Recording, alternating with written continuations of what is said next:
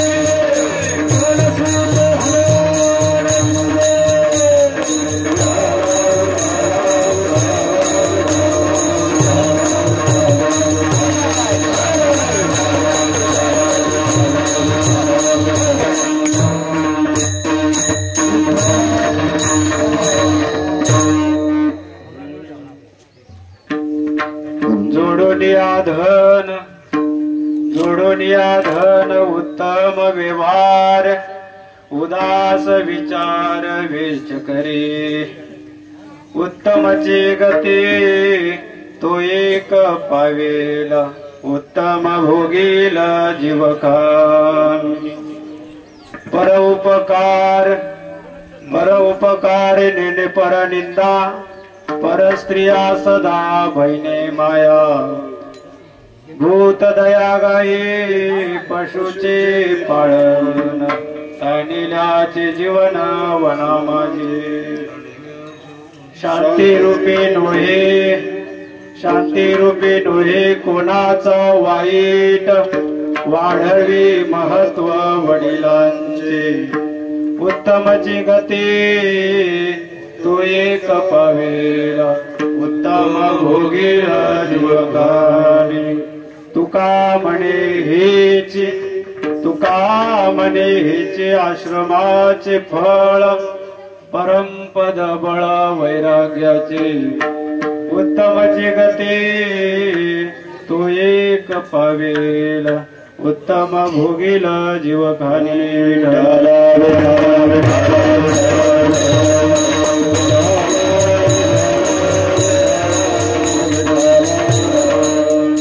समाचरण सरोजम सांद्र लीलानुभूतम जगनवीत पाणी मंडनानम तरुण तुलसी माळा कंदर कंज नेत्रम सदैव वलस्यं श्री विठ्ठलं चिन्तयामि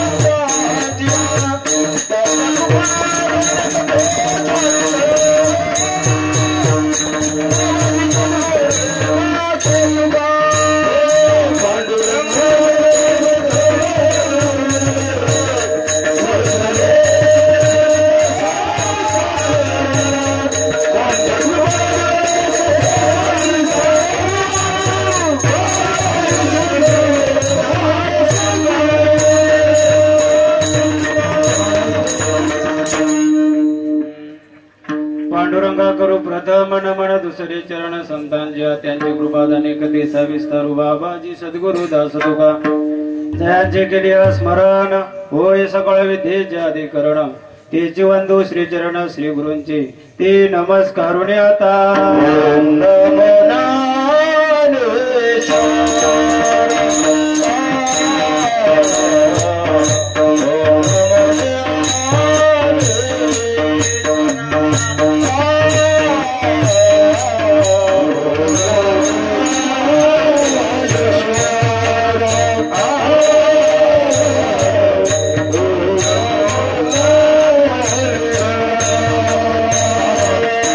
करुणा करा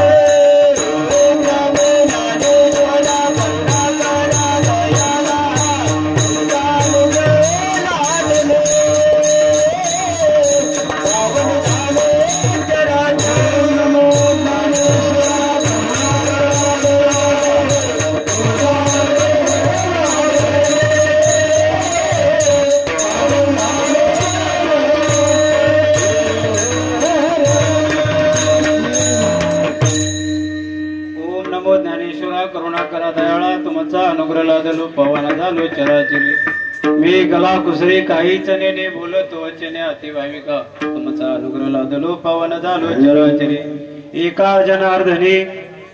जनार्दनी तुमचा दास त्याची आस पुरवावी तुमचा अनुग्रह लादलो पवन झालो चराचरी नमिला गणपती माऊली शारदा आता गुरुराय दंडवत मस्तक हे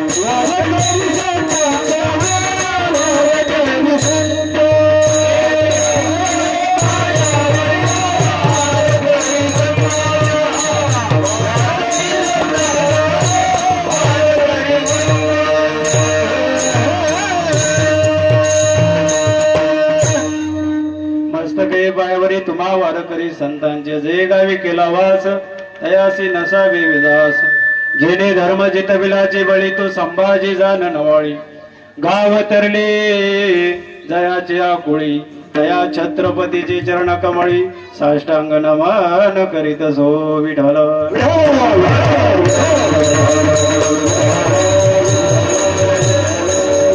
जिथे ज्ञान विज्ञान संजीव होते जिथे योग विद्येशी सामर्थ्य जिथे मानवाला मिळे मोक्ष गाता तुझ्या पायरीशी सदा नम्र माता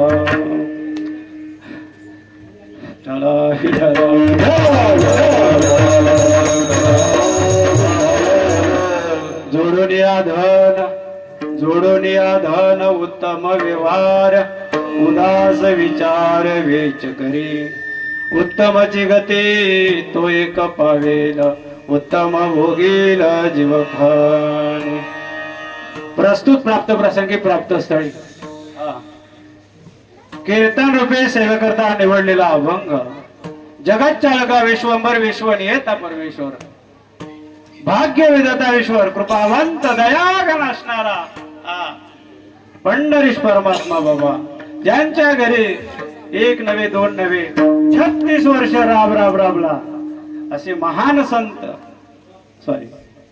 ज्यांच्या तुकोबार आहे नाथबाबांचं मी प्रत्येक कीर्तनामध्ये नाथबाबांचं चिंतन मांडतो महाराज आणि अखिल कोट ब्रह्मांड नव्हे त्यांचे लढीवाळ संत वैराग्यमणी संत शिरोमणी चिन्मय स्वरूप असणारे जगतवंदे जगद्गुरु तुकोबार आहे यांचा हा तुम्हा सामान्य जीवाला उपदेश करणारा अभंग विठ्ठल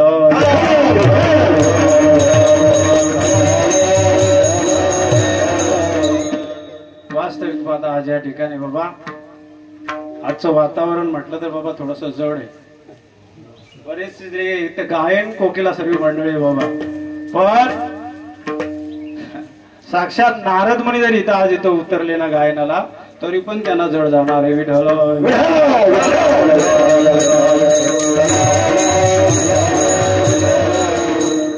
काय होतं गायनाचार्यांचा जर इथे टाक लागत नाही तर मग कीर्तनकारांचा काय लागणार आहे बाबा असो आणि वास्तविक पद आज या ठिकाणी ज्या निमित्ताने ही सेवा आहे बाबा आजची जी सेवा आहे ना बाबा गुरुवर्य माझे सद्गुरु रघुनाथ दादा मोरे यांची सेवा होती बाबा आणि ते अर्थ खाते ना बाबा ह्या गृहस्थ आश्रमाला जॉईन झाला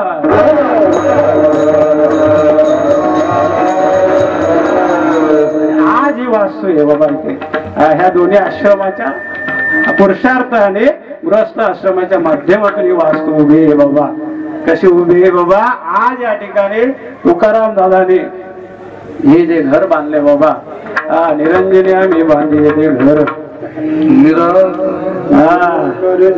अरे हे घर आहे ना बाबा, कारण ही वास्तू जी बांधली ना बाबा, वास्तू शांतीचा उल्लेख त्या पत्रिकेवरती केलाय बाबा. कशाचा केलाय बाबा? आमच्या घराची काय आहे? वास्तू शांती बाबा. वास्तू शांती याचा अर्थ काय आहे बाबा? या पृथ्वीवरती ना बाबा, या पृथ्वीचा मालक तुम्ही, आम्ही कोण नाही बाबा. इथे आपण पाहुणे आहेत, पाहुणे. आपण माझे माझे म्हणतो म्हणून हे सर्व आपल्या पाठी लागतंय. विठ्ठला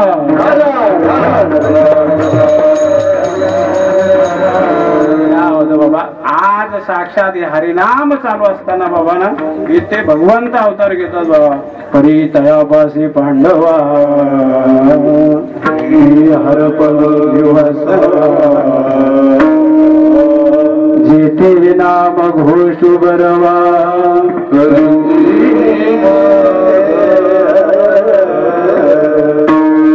आज हे ना बाबा, आपण आज हरिनामाने आज भगवान परमात्म्याची प्राप्ती करणार आहोत. आणि बाबा ही वास्तू आहे ना बाबा, पंढरी परमात्म्याच्या सानिध्यानेच असते बाबा, तुमच्या आमच्या सानिध्यात नसते ती. आणि हा पृथ्वीचा मालक एक कोणतरी देवाधिकामध्ये आहे ना, प्रत्येकाला खातं दिलंय बाबा, प्रत्येकाला त्या ठिकाणी. आणि ह्या वास्तूचा म्हणजे या पृथ्वीमध्ये आहे ना, वास्तू पुरुष आहे. या जमिनीचा मालक कोण आहे? वास्तू पुरुष आहे बाबा. म्हणून आपण वास्तू शांती जे लिहितोय ना, त्याला कारण आहे बाबा, वास्तू पुरुष या पृथ्वीवरती वास करत असतो. वास्तू पुरुष म्हणजे कोण हो बाबा?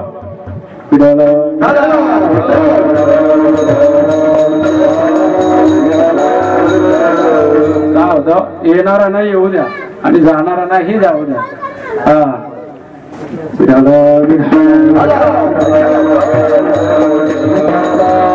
शिवलेला अमृत मध्ये त्याचा उल्लेख. तरी श्रावणी धरावी आवडी, जैसे पिपिलिका मुंगीसी ना सोडी.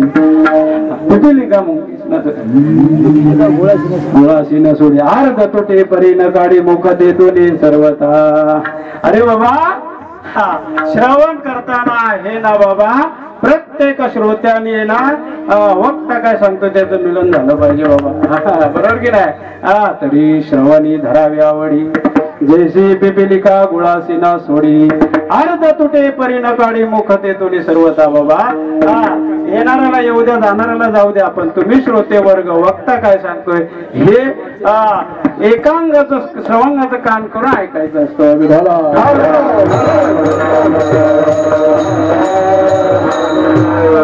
वास्तू पुरुष म्हणजे कोण हो बाबा? ह्या पृथ्वीवरती देवाने त्याला वर दिलेला आहे बाबा, त्या वास्तू पुरुषाला. करे बाबा, वास्तू पुरुष म्हणजे कोण? अरे बाबा, अंधकसुराला भगवान शिवजीने युद्धामध्ये मारला गेला ना बाबा, तो बकासूर होता, अंधकासूर. बरोबर की नाही बाबा? आणि त्यावेळी त्या अंधकासुराचं प्रेत ज्यावेळी पृथ्वीवर पडलं ना बाबा, त्या प्रेताची एवढी बॉडी मोठी होती ना बाबा, अख्खी पृथ्वी व्यापून काढली होती त्याने, त्या अंधकासुराची बॉडी. अरे त्यावेळी मात्र भगवान शिवजीने ना, भगवान शिवजीने स्वतःचा असा घाम काढला बाबा, स्वतःचा असा घाम काढला आणि पृथ्वीवर टाकला बाबा तिथे. आणि शास्त्र सांगतो बाबा, भगवान शिवजींच्या घामापासून उत्पन्न झालेला हा वास्तू पुरुष विठाला.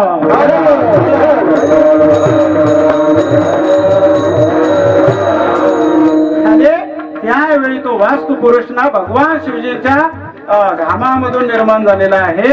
त्यावेळी तो एकदम बकासूर होता बाबा, त्याला फक्त आणि फक्त भूकच लागायची.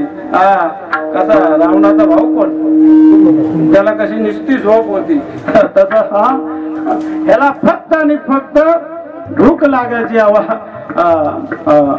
वास्तू पुरुषाला. त्यावेळी भगवान शिवजीने सांगितलं, तुला जर एवढी भूक लागली ना बाबा, तर ह्या बकासुराला खाऊन टाक. त्याने थोड्याच दिवसामध्ये त्याला पूर्ण एवढ्या पृथ्वी व्यापली होती ना अंधकासुराच्या प्रेताने, पूर्ण ते प्रेत त्याने खाऊन टाकलं. कुणी? या वास्तू पुरुषाने. आणि पूर्ण पृथ्वीत व्यापलेला तो अंधकासुराची बॉडी खाऊन टाकली. खाल्ल्यानंतर सुद्धा बाबा त्या वास्क पुरुषाचं मन समाधान नाही झालो. तो अनेक शोधामध्ये निघाला बाबा, अजून मला पृथ्वीवर काय खायला भेटते का. त्यावेळी मात्र देवाधिक घाबरले. अरे बाबा, देवाधिक घाबरले आणि सर्व देवता ब्रह्मदेवाकडे आणि विष्णू भगवानकडे गेले. बाबा, अरे हा दानव एवढा जन्माला घातलाय, कुणी घातलाय? आपल्या सरकारमध्ये जन्माला आला आहे. अरे बाबा, आपल्या तिघांचं सरकार आहे, ब्रह्म विष्णू आणि बरोबर की ना बाबा. अरे या तिघांचं सरकार असताना एकानेच कसं काय जन्म मुख्यमंत्री नेमला बाबा. विधान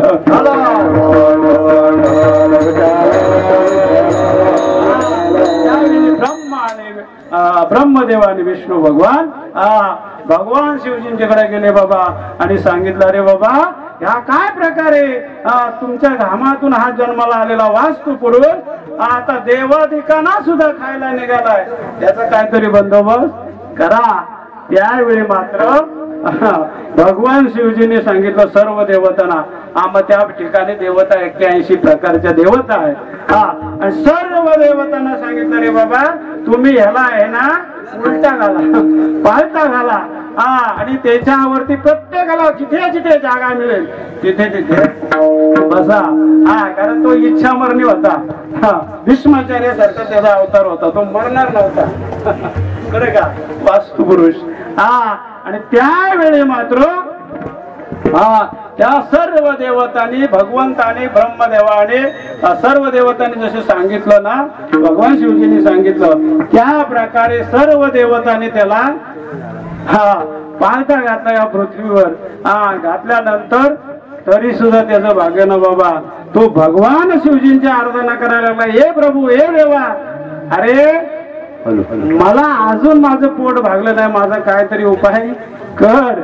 त्यावेळी मात्र भगवान शिवजीने त्यांना वर दिलाय बाबा ह्या वास्तु पुरुषाला. अरे बाबा, तुला ह्या देवताने पालथा घातलाय ना, आता इथून पुढे या पृथ्वीवर तू वर नाही बघायचं, तू खालीच बघायचं बाबा. पण या पृथ्वीवर जी लोक घर बांधतील, जी लोक घर बांधतील त्या घरामध्ये तुझी पूजा केली जाईल बाबा. आणि आग्नेय दिशेला तुला स्थान मिळेल त्या घरामध्ये. आणि त्या घरामध्ये तिथे तुला स्थान दिलं जाईल आणि तुला तिथे तुझी पूजा केली जाईल. आणि तुला मिळालेल्या संपत्तीमधून त्या गृहस्थ आश्रमामध्ये, त्या घरामध्ये तुला अर्धा भाग दिला जाईल. बरोबर की नाही बाबा. जी धन दौलत असेल त्याची जी पूजा होईल बाबा.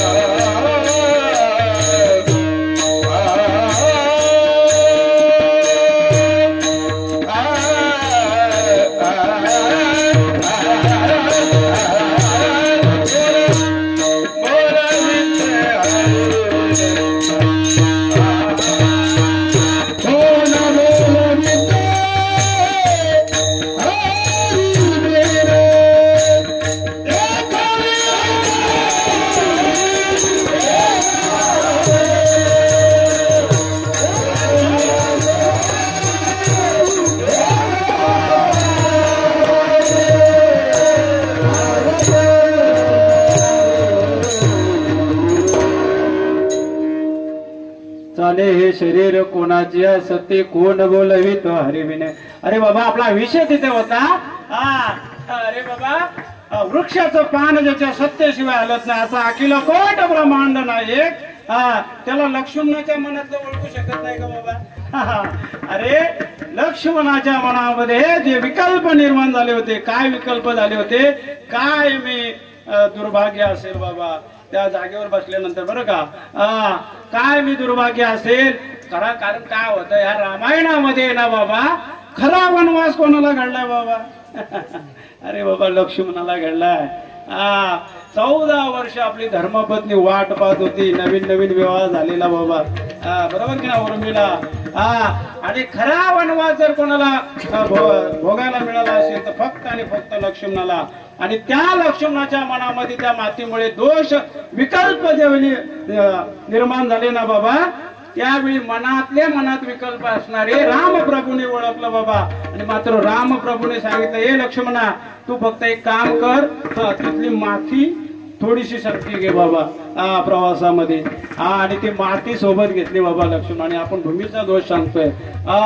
त्यावेळी बाबा ती माती घेऊन जोपर्यंत लक्ष्मण चालत होते ना प्रवासामध्ये तोपर्यंत लक्ष्मणाच्या मनात हेच कटक पडत होते, काय मी दुर्भाग्य असेल, माझी पत्नी कुठे आणि मी कुठे, काय मी दुर्भाग्यवान आहे, असं विकल्प निर्माण होत होते. त्यावेळी एक ठिकाणी गंगा लागली बाबा आणि तिथे स्नानाला गेले. आणि स्नानाला कपडे काढून गेल्यानंतर गंगेमध्ये गेल्या बाबा. आणि गंगेत गेल्यानंतर तोच लक्ष्मण ती माती आणि ते कपडे बाहेर ठेवले ना बाबा गंगेच्या काठावर. तोच लक्ष्मण बोलायला लागला तमेव माता पिता तुम्ही हो तमेव बंधू सखा तुम्ही हो. अरे बाबा काय मी भाग्यवान असेल, अखिलकोट ब्रह्मांड नायकाची मला सेवा करायला भेटते. असं परत त्याच्या मनामध्ये चांगला भाव निर्माण झाला. आणि त्यावेळी लक्ष्मण मात्र बेचैन झाले. परत लक्ष्मण आले, स्नान करून कपडे परिधान केले. त्यावेळी बाबा परत लक्ष्मणाला परत ते खटके पडायला लागले. त्यावेळी मात्र प्रभूने ओळखलं लक्ष्मणा अरे तुझ्या मनामध्ये जे विकल्प येत आहेत ते तुझा दोष नाही बाबा, तुझ्या सोबत असणाऱ्या मातीत दोष आहे बाबा. कसला दोष आहे प्रभू. त्यावेळी मात्र प्रभूने सांगितलं अरे तू ज्या ठिकाणी आपण बसलो होतो ना त्या ठिकाणी सुंद आणि उपसुंद दोन सख्या भावांचं युद्ध झालं होतं तिथे त्या जागेवर. कशामुळे झाले होते बाबा, तिलोत्तमा नावाच्या स्त्रीमुळे. एक स्त्री 2 पुरुषांना आवडली आणि त्या ठिकाणी युद्ध झालं बाबा बरं का. आणि ते युद्ध झाल्यामुळे ते दोन्ही पुरुष तिथे मरण पावले होते. आणि त्या युद्धाचा परिणाम त्या भूमीमध्ये उतरला. त्याचा परिणाम लक्ष्मणाला भोगायला विडाला. वास्तू दोष म्हणतात ना बाबा, त्यासाठी ही वास्तू शांती करायची लागते बाबा, बरोबर की नाही बाबा? हा, आणि ही वास्तू उभारण्या करण्यासाठी आपण 4 पुरुषार्थ सांगितले बाबा, 4 आश्रम सांगितले सुरुवातीला बाबा. त्यामध्ये गृहस्थ आश्रम उभा करायचा असेल तर काय पाहिजे? पुरुषार्थापैकी अर्थ हा मेन मुद्दा आहे बाबा. अर्थ, हा, कारण अर्थ कशाला बोलतात? भावार्थ नाही, अर्थ म्हणजे पैसा आहे बाबा. हा, आणि ह्या पैशाच बाबा, पैसे की भाई अरे बाबा इथे पैशाशिवाय काय चालत नाही बाबा. हा, त्यावेळी मात्र या जीवाकडे सर्व संतांनी पाहिले, सर्व संतांनी सांगितलेलं या जीवाला बाबा तुला, कारण काय होतं, सर्व हे आश्रम आहेत ना, बाकीचे 3 आश्रम असतील, बाकी 4 पुरुषार्थ असतील, हे सर्व ह्या गृहस्थ आश्रमाने अर्थ खात्यावरती चालत असतो. विठ्ठला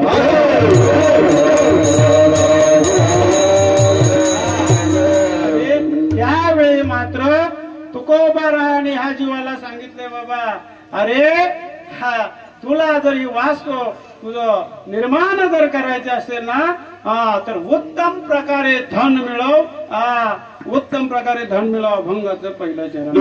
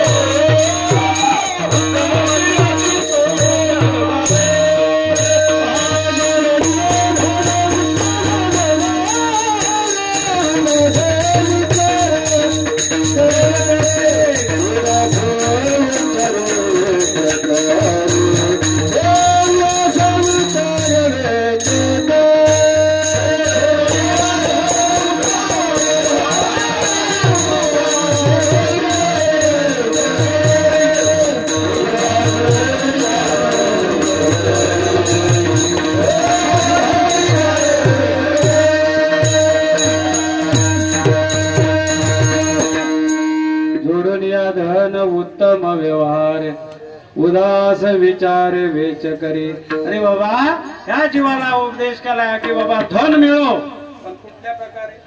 2 मार्गाने का? नाही नाही नाही, उत्तम व्यवहार. या अभंगाचं चिंतन जर मांडायला गेलं ना, फक्त एका शब्दावरती बाबा उत्तम. उत्तम हा शब्द 3 वेळा आला या अभंगामध्ये. उत्तम व्यवहारातून धन मिळव बाबा, आणि धन ते मिळवलं ना बाबा की गृहस्थ आश्रम निर्माण कर. कळलं का? जोडून या धन उत्तम व्यवहार. उत्तरार्धामध्ये सांगलं उदास विचार वेच करी.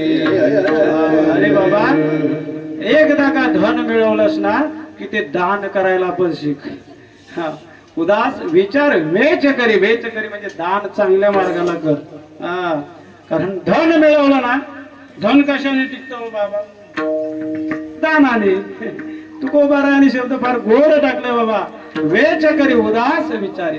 अरे बाबा वेच करी धर्मराजाने दान केलं होतं. धर्मराजा पण दाते खूप मोठे दाता होता, कारणानंतर धर्मराजाचा नंबर आहे बाबा. पण धर्मराजाने दान केलं होतं ना, पण उदास विचार वेचकरिता उपदेश दिला बाबा तिथे. दान करताना सुद्धा दात्याने कोणाला दान करतोय याचा लक्षपूर्वक थोडासा अभ्यास करावा लागतो. नाहीतर घेतलंय 100, आपण 100 दान दिलं आणि गेला कुठं. कारण धर्मराजाच्या ठिकाणी एकदा तो प्रसंग एकदाच घडला. मात्र धर्मराजाला नरक कुंडामध्ये हात बुडवावा लागला. विराला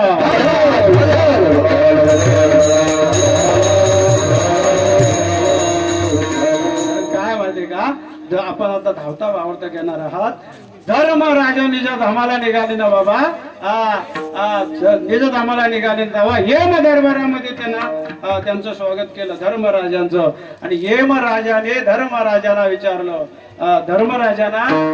धर्मराजाने यमराजाला विचारलं, या ठिकाणी तुमच्या दरबारामध्ये काय पद्धत आहे. त्यावेळी मात्र गंमत सांगितले तिथे.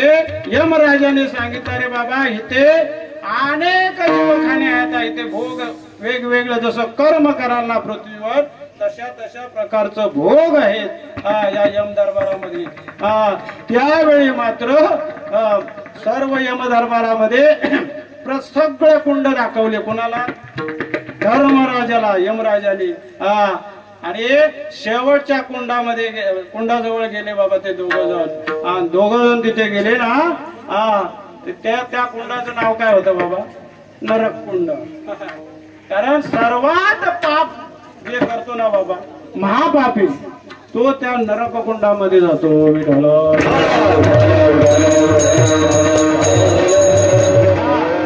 धर्मराजा आणि यमराजा त्या कुंडाजवळ गेले ना बाबा, तर त्या कुंडामध्ये एक जीव त्यांना दिसला बाबा. तिथे जवळ गेलेत ना बाबा, त्या कुंडामध्ये कोण पडला होता बाबा? दुर्योधन. अरे बाबा, त्या कुंडामध्ये दुर्योधन पडला होता. त्यावेळी धर्मराजाने विचारला, रे बाबा ह्या कुंड, हा एवढा नरक कुंड म्हणजे पूर्ण घाणीने भरलेला तो कुंड असतो बाबा, आणि महापापी त्यात पडलेला असतो. त्यावेळी मात्र धर्मराजाने विचारलं यमराजाला, अरे बाबा हा कोण आहे? त्यावेळी मात्र यमराजाने सांगितलं, अरे बाबा प्रभू, धर्मराजाला सांगितलं की हा तुमचाच भाऊ की. कोण? दुर्योधन. ही तुमचीच भावकी. त्यावेळी मात्र धर्मच ते होते बाबा. धर्म कधी सोडत नाही. धर्म करावया पांडव निर्धर्म, वज्रदेव व्हावया आपण.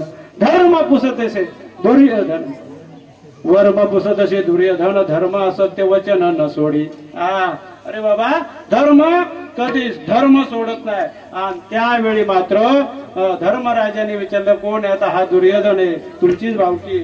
त्यावेळी मात्र त्या दुर्योधनाला लाज वाटली आणि त्याने काय केलं, त्या नरक कुंडामध्ये परत बुडी मारली खाली. खाली बुंडी मारली ना, त्यावेळी धर्मराजाला दया आली थोडीशी. काय? धर्मराजाला थोडीशी दया आली आणि धर्मराजाने आपला भाऊ नरक कुंडामध्ये आहे म्हणून हात टाकला बाबा. वास्तविक पदा त्या ठिकाणी हात टाकला. त्यावेळी यमराजाने सांगितलं, प्रभू तुम्ही त्याला काढू नका, अजून त्याचं पूर्व पाप भरपूर बाकी, तुम्ही त्याला काढू नका, तुमचा हात काढी घ्या. त्यावेळी मात्र धर्मराजाला यमराजाचं ऐकावं लागलं आणि तो हात पाठी घेतला.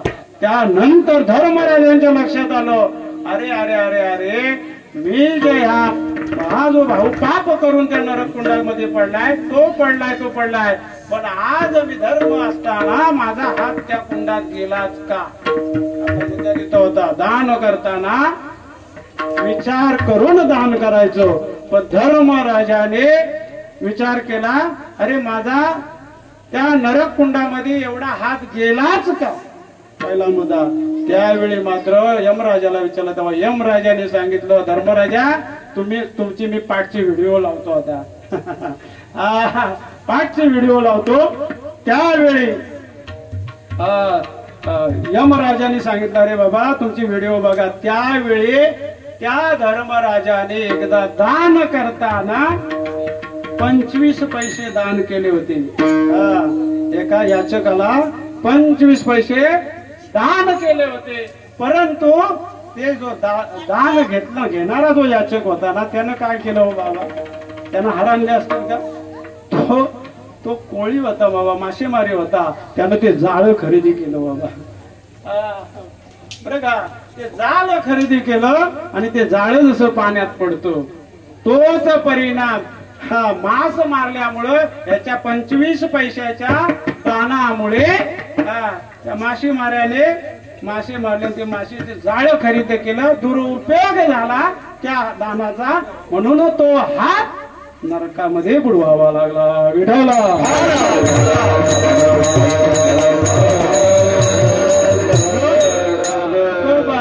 उदास विचार वेच करी.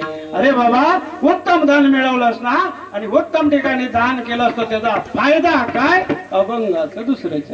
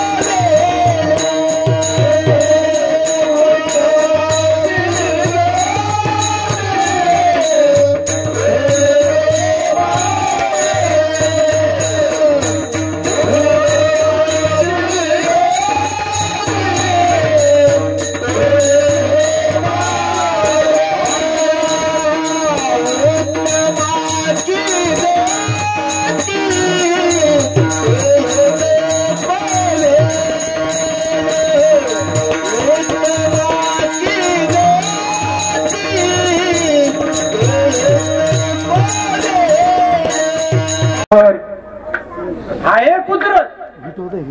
तुकोबाराची भाषा उत्तम भोगील जीवकानी. पुत्र आहे, पुत्र म्हणून जन्माला आला. गलोगली फिरतो ते हिंडभरे पुत्र, आणि राखलेलं आहे, त्याची सेवा आहे ते पण पुत्र. म्हणून तुकोबाराय सांगतात उत्तम भोगील जीवकानी. भोग भोगील पण चांगलं भोग भोगील.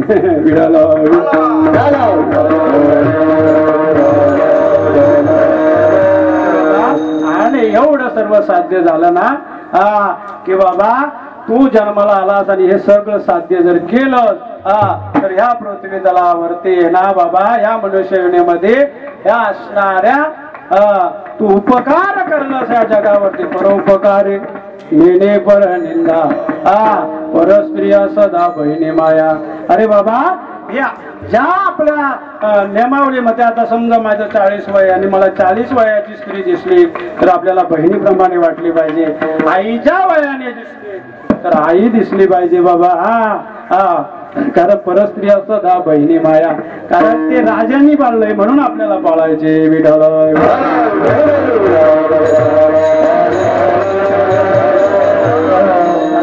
कल्याणच्या सुभेदाराची सून राजांच्या अधीन होते बाबा.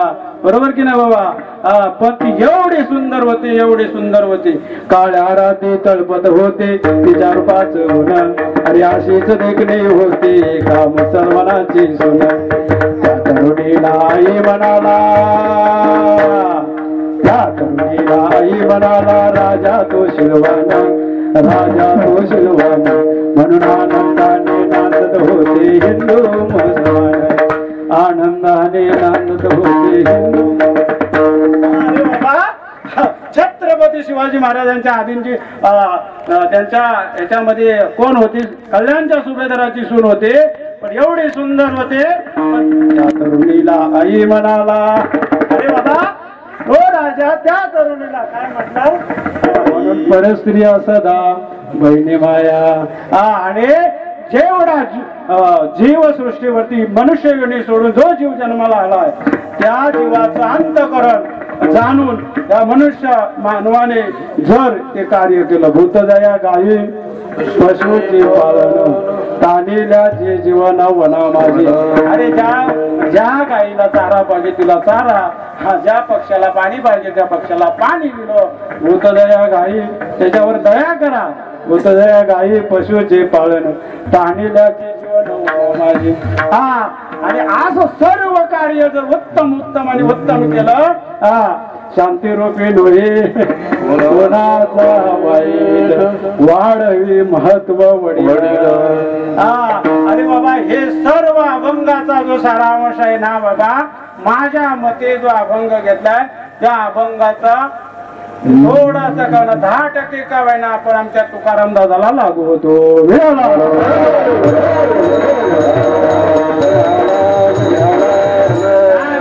बाबा तुकाराम दादा आता एवढे मेहनत करून हे वास्तू उभी केली बाबा खरोखर तो माणूस आहे ना बाबा आम्ही त्यांच्या दरबारात इथे उभा आहे म्हणून त्यांची स्तुती करत नाही बाबा स्तुती आणि निंदा हे दोन वक्त्याचे वैरी आहेत बाबा खरोखर कधी स्तुती जर कोणी केली ना त्याचा अभिमान मनात घ्यायचा नाही आणि निंदेला कधी घाबरायचं नाही आणि हे तुकाराम दादा एवढे कष्ट करतात ना बाबा एवढे कष्ट करतात आम्ही सर्व आमचे मारुती दादा आम्ही सर्व बघतोय संतोष दादा कारण तो माणूस सकाळी 7 वाजता मार्केटिंग चालू करतोय गिरणार चहापती आहे ना बाबा त्यांचे सेल्समॅन आहेत सकाळी ती मार्केटिंग करायची 5 वाजता घरी यायचं आणि ते पतपिढीचं कलेक्शन करायचं म्हणजे कारण उत्तम व्यवहार आहे तिथे सांगितलं बाबा उत्तमाची गती जोडून या धन